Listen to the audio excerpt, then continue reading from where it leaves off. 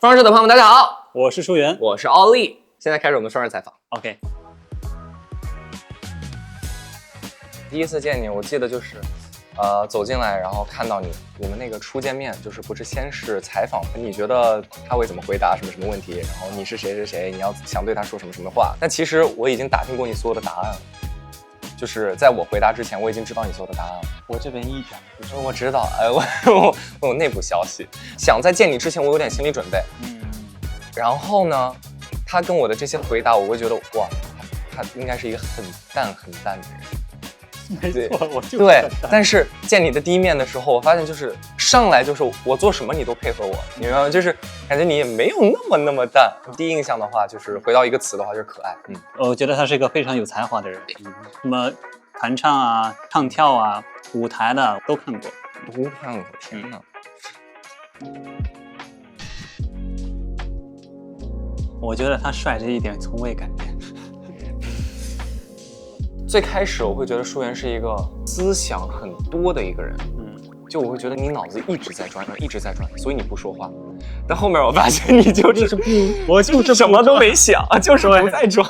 对，就是经常上表演课的时候，可能我们两个人坐在这里，然后表演老师在我们对面，然后我们坐在这儿，然后我们就在聊剧本，然后聊着，舒源突然就这样了。然后我和表演老师就会观察他。其实我的魂他在干嘛？他脑子到哪里去了？他在想什么？然后回来以后他说啊，咋了？什么事啊？其实就是会关机一下，真的很像卡皮巴拉。就你整个人的性格就是，就是出什么事儿都。其实我刚才在你回答问题的时候，我魂已经飞走了。你走了去哪儿了？已经被你抓回来了。回来了，回来了。就是刚什么问题来着？我觉得他身上唯一改变的东西就是变得更帅了，其他就没有。这不是刚说帅没变吗？你要说硬要说变的话，那其他都没变吗？你没有感受到就是我的成熟？对，他变成熟了，然后是吧？比较会照顾人，对吧？可有担当了，对吧？可有担当，是吧？你不是哄我吧？没有，你认真的哈？认真的。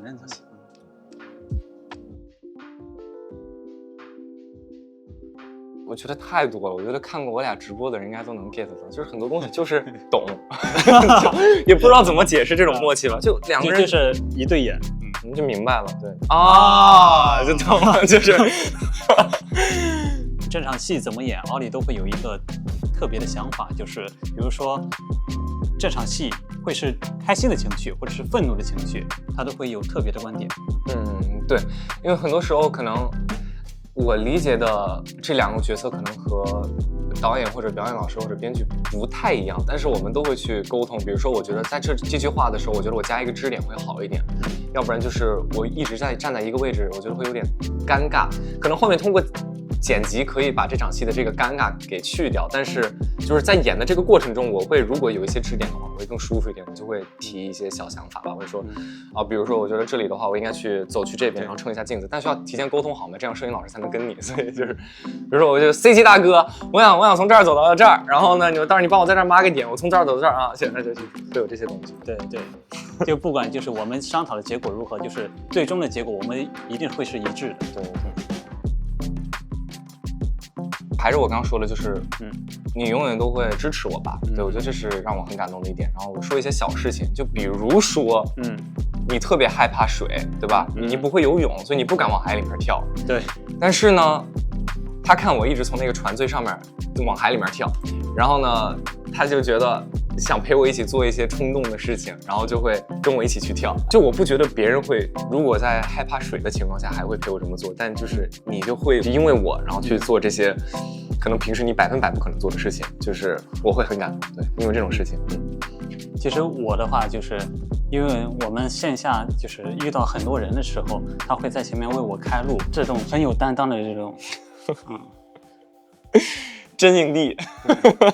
在这么多人的情况下，他还是先把我送上车，然后这一个小动作我都觉得特别的感动。奥利先生，如果您穿越到10年后，您会想去做些什么？和你看一场电影吧。李舒源先生。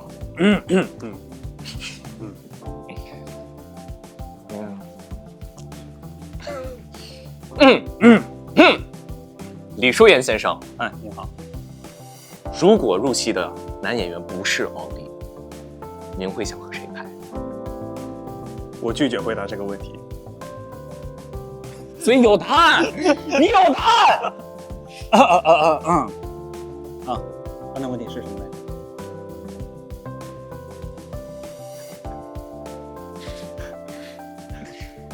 李淑妍先生，哦，如果入戏的男演员不是我，嗯，您想和谁拍？